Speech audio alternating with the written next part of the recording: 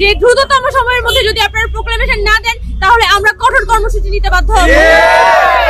এবং গত 15 বছরে শেখ হাসিনা যেভাবে করে একটা জুলুমশাহী কায়েম করেছিল, এই জুলাই অভ্যুত্থানের পরিবর্তে একটা মব জাস্টিস বা মব ভায়োলেন্স হিসেবে আখ্যা দেওয়া হবে। বাংলাদেশের বর্তমান অন্তর্বর্তীকালীন সরকার এখানে তারা একটা ঘোষণা দিয়েছে যে তারা সকলের ঐক্যমতের ভিত্তিতে একটা জুলাইয়ের ঘোষণাপত্র দিবে। আজকে আমরা বৈষম্যবিরোধী ছাত্র আন্দোলন এবং এখানকার জাতীয় নাগরিক কমিটি আমরা এখানে লিফলেটিং করার জন্য এসেছি।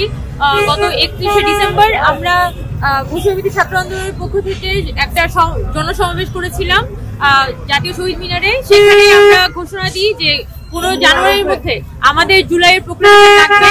এই যে হাজার হাজার মানুষ এই আন্দোলনের মধ্যে যুদ্ধ করেছে, সেখানে পরবর্তীতে কোনো নির্বাচিত সরকার এসে যাতে কোনোভাবে বলতে না পারে যে এটা একটা মব জাস্টিস ছিল, এটা একটা মব ভায়োলেন্স ছিল।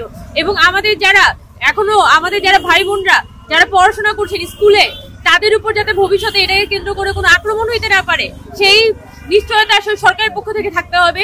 এবং গত 15 বছরে শেখ হাসিনা যেভাবে করে একটা জুলুমশাহী কায়েম করেছিল, সেই জুলুমশাহী কিভাবে এই দেশে একটা স্বৈরাচার পতনের জমিন তৈরি করে, সেটা নিয়ে অবশ্যই সরকারের পক্ষ থেকে একটা প্রকার ঘোষণাপত্র থাকতে হবে।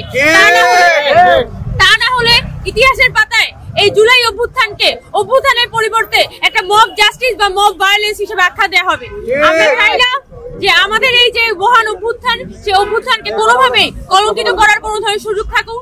তাই আমরা এই যে বাংলাদেশের বর্তমান অন্তর্বর্তীকালীন সরকার এখানে তারা একটা ঘোষণা দিয়েছে যে তারা সকলের ঐক্যমতের ভিত্তিতে একটা জুলাইয়ের ঘোষণাপত্র দিবে, কিন্তু এখনো পর্যন্ত কিন্তু সরকারের পক্ষ থেকে আমরা কোনো প্রপার উদ্যোগ দেখছি না। আমরা বৈষম্যবিরোধী ছাত্র আন্দোলনের পক্ষ থেকে বলতে চাই যে দ্রুততম সময়ের মধ্যে যদি আপনারা প্রোক্লামেশন না দেন তাহলে আমরা কঠোর কর্মসূচি নিতে বাধ্য হব। জুলাইয়ের প্রেরণা দিতে হবে ঘোষণা, জুলাইয়ের প্রেরণা দিতে হবে ঘোষণা। আমরা সরাসরি বলতে চাই, আজকে আমরা সারা মিরপুর 10-এ লিফলেটিং এর জন্য এসেছি। এছাড়াও আমাদের মোহাম্মদপুর বাস স্ট্যান্ড এবং যাত্রাবাড়িতে আমাদের লিফলেটিং চলছে এবং আমাদের ঢাকা সহ আরো অন্যান্য এলাকাগুলোতেও একটি ফর্মে আসলে লিফলেটিং হচ্ছে।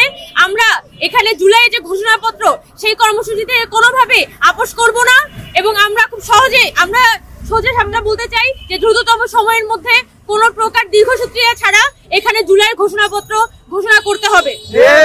আমরা আমাদের লিফলেটিং কর্মসূচি চালিয়ে যাচ্ছি, আমাদের সাথেই থাকবেন।